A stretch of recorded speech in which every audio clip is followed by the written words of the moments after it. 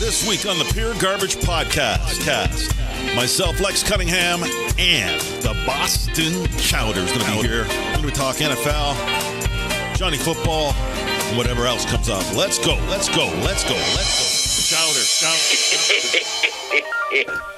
Chowder. Johnny Football Manziel.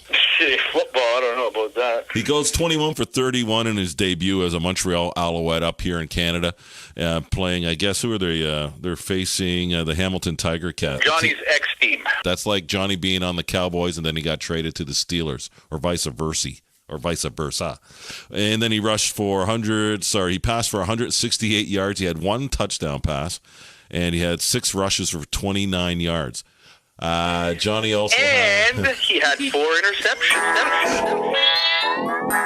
I knew you were holding on to that bag. The first one being the first pass of the game. Woo! That's beautiful.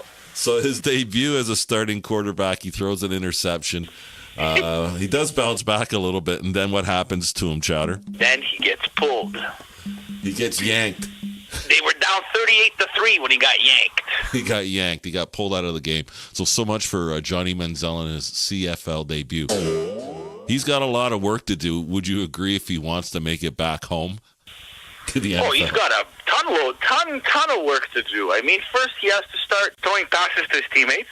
That would be a good start. There's nowhere to go. As he said in that interview after the game, there's nowhere to go but up. That's right. That's right, Johnny. There's nowhere to go but up. All right, Chowder, here we go. Hall of Fame inductees for the 2018 year. Chatted about it. We know about it. Let's share our opinions with the listening public out there, starting with NFL football contributor Bobby Bethard. Understandably should be in the Hall of Fame. Been around for years, I guess, and that's what counts. And then there's Robert Brazil, a safety, Brian Dawkins, Jerry Kramer, Ray Lewis, Randy Moss. Don't murder. Whoa, hold on. Ray Lewis, never proven to be a murderer, by the way. Someone else took the rap for it. Everyone jumps on that. And I don't think that's fair. But anyway, Randy Moss and Terrell Owens and first ballot inductee Brian Urlacher.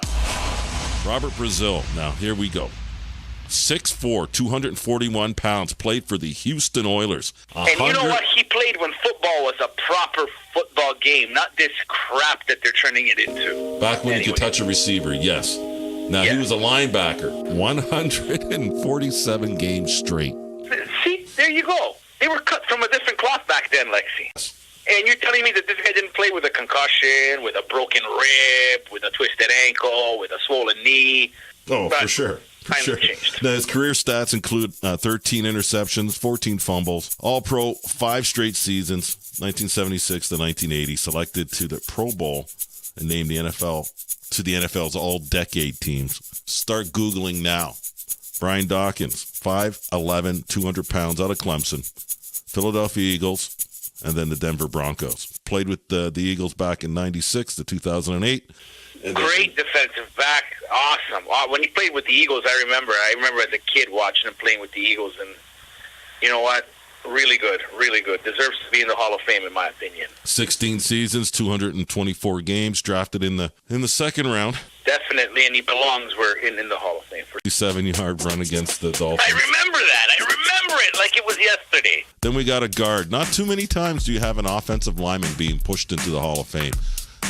Would you agree that there should be a few more? You know what? With them, I would have to set a different criteria. If they were on multiple or even a single Super Bowl winning team where they actually contributed to the quarterback performing well, hence the team being doing good, then yes. But some of the guys, I mean, they're a dime a dozen. Sorry to the offensive linemen out there, but they're a dime a dozen. But what about if you have a guy that runs the ball real well, and the whole reason why he's running the ball well is because of the offensive line? Oh, you mean like DeMarco Murray a few years back on the Cowboys? Well, yeah, if you're a part of a line or a team that has someone that's running the ball for 1,500 yards. Well, that's what I mean. That's what I meant. But they don't make the playoffs. Without that offensive line, they are garbage. Okay. So, yes, of course. We'll move into Jerry Kramer. He was a guard, 6'3", 245 pounds, out of Ohio. Played with the Packers back in 58 to 68, 11 seasons, 130 game, 4th round pick, 39th overall by the Packers in the 1958 draft. Definitely, I think, deserve it to get into the Hall of Fame. Your thought? Again, another tough as nails fella. Okay. From back in the day. Yeah, he deserves to be there. Next fellow I have up here on the docket. Ray Lewis. Ray Lewis. What can I say about Ray Lewis? So Ray Lewis, linebacker, 6'1", 240 pounds. All right, 6'1", 240 pounds out of Miami, Florida. As everyone knows, and if you don't, 1996 to 2012 was a Baltimore Ravens, 17 seasons, 228 games. Wow, hard-hitting, absolutely the best linebacker of our time. Among the best linebackers, but no. Come on, man. That guy changed games. He did, but so did, who can I off the top of my head without checking stats? There's no one you can pick from the top of your head that can outplay Ray Lewis over the last, let's say, give him 12 years out of the... Well, okay, fine. I mean, prime of his career, he was, like I told you, as a Patriots fan, man, and once he started playing, once they got Suggs going, and with Ed Reed in the back, fuck, those were good Ravens teams. All joking aside, I was just joking with the murderer thing. I think Ray Lewis deserves to be in the Hall of Fame, but also Ray Lewis has done a lot of good things off the football field while he played football and now after football. Anyway, here's the stats on Ray. You ready for this? You better sit down if you're not. He amassed the franchise record 2,643 career tackles. Holy sheep shit. I'm going to say it again. 2,643 career tackles. Okay. Monster. 31 interceptions by a middle linebacker. Yeah. In a 12-year career. Yes. Fuck, average that. And he managed to hammer touch guys with the football 2,643 times. Absolute beast. I have nothing more to say. Yes, he deserves to be in the Hall of Fame. Thank you. Or not. Out of 228 games. You touch the football. You don't want that hand on you. No, you don't, because when you touch the football, Ray Lewis has his hand. Imagine that. You're running back. Alex, imagine being a running back running towards Ray Lewis. Yeah, you're running towards Ray Lewis. You're in the bus on the way to the field, and your defensive coach will look at you and say, that guy, here's a picture, his hands are going to be all over you. He's going to touch you more than your wife has in 1 month. But you do know there was one running back, one fullback that he had struggles with. You know who that was, right?